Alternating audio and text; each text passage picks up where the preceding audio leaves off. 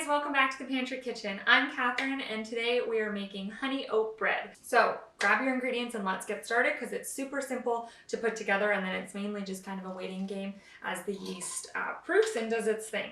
Here's what you'll need to get started.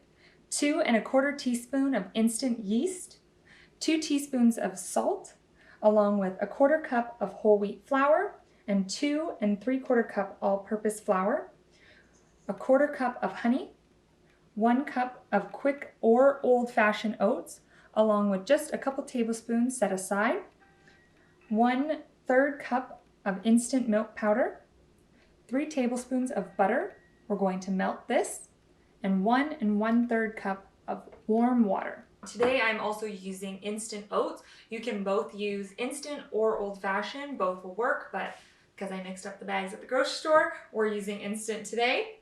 So in my warm water, I'm gonna go with 2 1/4 teaspoons of instant yeast. And since we're using honey in this recipe to kind of help my yeast feed off something, what I'm gonna do is, as always, we give it a little bit of a shake. But yeast needs kind of sugars or whatnot to feed off of, so I'm gonna go ahead and put all my honey in this water mixture. That will just help the yeast start to activate.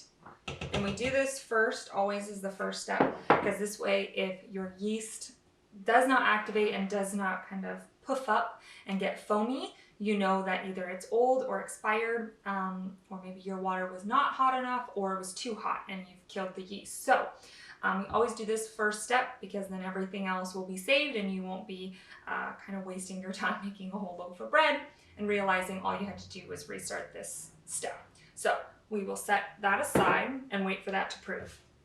In my big stand mixer bowl here, everything else goes in. The remaining oats will go off to the side, and we're going to put in our oats, our instant milk powder, our melted butter, and then we're going to hook it up to the machine. We're going to use a dough hook today. Put that on. And basically we just wait now for our yeast to start foaming up and activating, and then that will go in. We'll get her going. In the meantime, you can spray this is a 9x5 and 3-inch high. So you can get that loaf pan ready to go.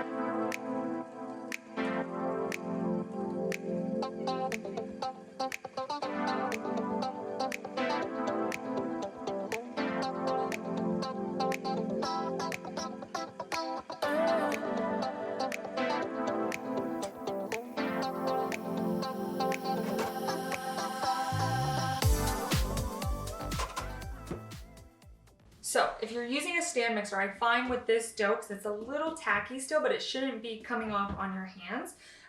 Halfway through the mixing, sometimes I feel it's easy to just kind of scrape the sides down and kind of already form it into a ball and then put it back up, let it knead again for a couple more minutes, and it'll come together and you'll start seeing the bowl clean the sides. So there should be no more sticky residue and I should be able to touch the dough. And like I said, it's not going to be sticky, but it's going to have a little bit, you'll feel kind of the hydration. So now I have just a little bit of bench flour, which is just a little bit of all-purpose flour on my bench here.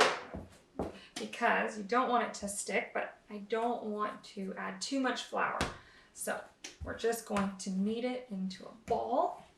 So all we're doing is I'm right hand dominant. So my left hand is more my guide. So when I'm kneading, I'm using the heel of my hand and the fingers to pull back. So if I have the ball of dough here, I'm going to press my heel into the middle and drag it back with my fingers. And then the left hand is just there to guide, and then I'll turn it. So then I'll do it again, and I'll kind of pull the dough back with my fingers and push with the heel of my hand. And then again, turning it. And then as you go, you can get a little faster. And then once you know that we have a smooth dough, then I pull all the way back, tuck all the sides under, drop it a few times, and you'll see we've got a nice smooth dough. Okay, give it a smack. If it leaves your handprint not all the way but slightly, then you know it's good to go. I've got a large oiled bowl here. I'm just going to put the smooth side down, and then I'm just going to roll it around, make sure all the sides are nice and oiled so nothing sticks.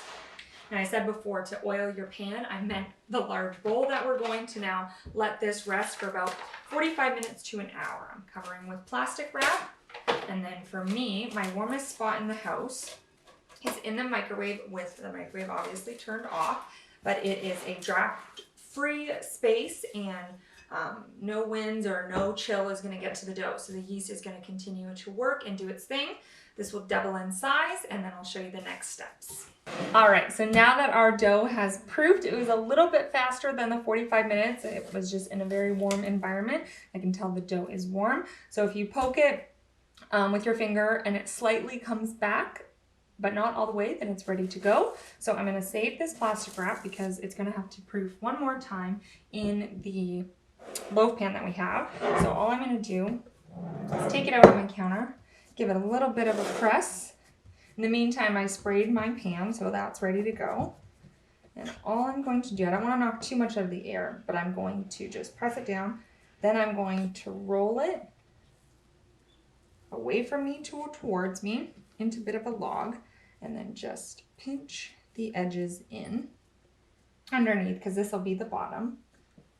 Okay, now we've made a log shape. Okay, so this will go in our pan, and just press it in there. It'll kind of do its own thing once it doubles in size. Okay, so now what we're looking for it to do is to come to the top of our loaf pan. Bread has doubled in size. You can see that it's domed over. She's ready for the oven. So we're going to gently brush it all over the top. And then we are going to sprinkle our oats. So in a 350-degree oven, this is going to be in the oven for about 35 to 40 minutes. Now, if you find that it's getting too dark on the top, you can go ahead and tent it with some foil and then keep baking it longer. You want it to, when you tap the top, you want it to sound hollow. You want it to be a nice golden brown color. And that's how you'll be able to tell. So once we get all that covered like that, then we're going to just sprinkle on some oats. Again, this is just for garnish, and it'll make it look really pretty on the top.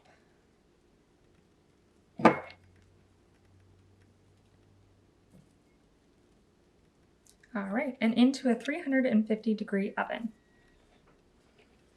All right, so our loaf is out of the oven. It's just cooling now, and you know me, I cannot resist warm bread. So we are going to cut into it because I got to show you the inside. So it's perfectly hollow. When you tap on the top, you can hear. And it's nice and golden brown all the way through. Now it did puff up all over our loaf pan, which is what we want. So again, if you wanted to do smaller loaves, you can put it in 2 pans, or if you like the look of a homemade bread like this, then you can go ahead and just do the one. Remember to always use a bread knife when you are slicing bread, because it saws through it. You don't want to crush the crumb that you've just so beautifully made. Ugh. And you should wait longer, but I'm not going to, because I love warm bread and I cannot resist And it's super moist. This is the perfect bread for any kind of sandwich or toast because it's got that nice sweetness from the honey. Yes. I don't know if you can see the steam, but it is very hot. But for you, I'm going to just try it. Ooh, bear with me. Nothing beats the satisfaction of making your own bread and then eating it.